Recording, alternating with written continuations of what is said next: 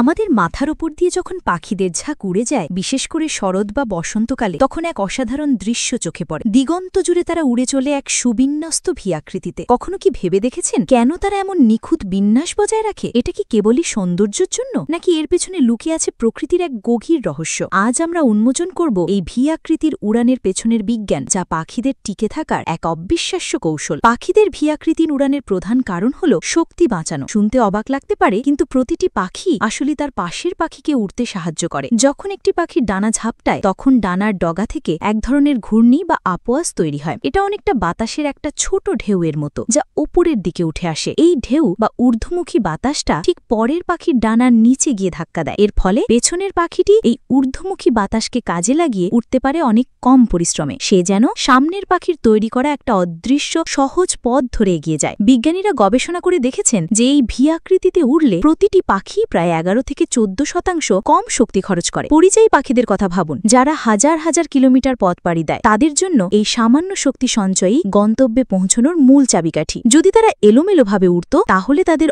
অনেক বেশি শক্তি খরচ হতো, যা এই দীর্ঘ যাত্রায় তাদের টিকে থাকাকে কঠিন করে তুলত। এই ভি আকৃতির উড়ানে আরও একটি দারুণ কৌশল কাজ করে, নেতৃত্বের পালাবদল। সবার সামনে যে পাখিটি ওড়ে, তাকে সবচেয়ে বেশি বাতাসের বাধা অতিক্রম করতে হয় এবং তাই তাকেই সবচেয়ে বেশি শক্তি খরচ করতে হয়। সেই প্রথম বাতাসের দেওয়ালটা ভেঙে দলের জন্য পথ তৈরি করে। কিন্তু পাখিরা তো আর মানুষ নয় যে ক্লান্ত হয়ে বসে পড়বে। তারা এক চমৎকার সমাধান বের করেছে। একটা নির্দিষ্ট সময় পর যখন সামনের পাখিটি ক্লান্ত হয়ে পড়ে, তখন সে ধীরে ধীরে পেছনে চলে আসে এবং অন্য একটি শক্তিশালী পাখি সামনে এসে নেতৃত্ব দেয়। এতে পুরো দলের সব সদস্যের ওপর সমানভাবে চাপ পড়ে। কোনো একক পাখি অতিরিক্ত ক্লান্ত হয়ে পড়ে না, আর দলটা অবিরাম তাদের যাত্রা চালিয়ে যেতে পারে। এটা যেন একটা অফিসের টিমের মতো, যেখানে সবাই পালা করে কঠিন কাজটা করে, আর এতে পুরো টিমের কর্মক্ষমতা বাড়ে এবং লক্ষ্য অর্জন সহজ হয়। এই দলবদ্ধতা তাদের সম্মিলিত শক্তিকে বাড়িয়ে তোলে। ভি আকৃতির উড়ান কেবল শক্তি বাঁচানো বা নেতৃত্বের ভাগাভাগির কৌশল নয়, এটি পাখিদের মধ্যে কার্যকর যোগাযোগ এবং নিরাপত্তা বজায় রাখার এক অসাধারণ উপায়। এই বিন্যাসে উড়লে প্রতিটি পাখি তার সামনের এবং পেছনের পাখিদের সহজেই দেখতে পায়। যে কোনো বিপদ দেখলে বা দিক পরিবর্তনের প্রয়োজন হলে তারা চোখের ইশারায় বা সংকেতে